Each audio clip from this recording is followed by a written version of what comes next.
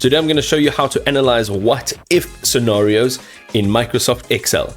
Alright, so Excel's what-if analysis, let's have a look at what it actually does. So first of all, the scenario manager. It creates and switches between multiple input sets to compare outcomes side by side, like best case versus worst case, budgets perhaps. Then we have a goal seek. So this is reverse engineering that exacts input that is needed to reach a specific target result, such as finding sales volumes or to hit your revenue goal. And the third one is data tables. Here you can test how changing one or two variables affects your end results. It's perfect for sensitivity analysis like loan payments that are based on interest rates and a particular term.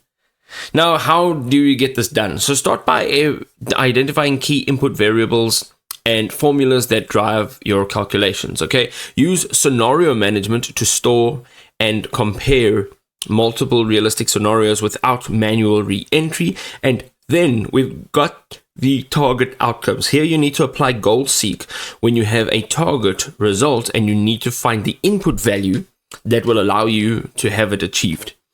Then you've got leverage data tables. So now we use the data tables to see how variable changes affect results across ranges of data.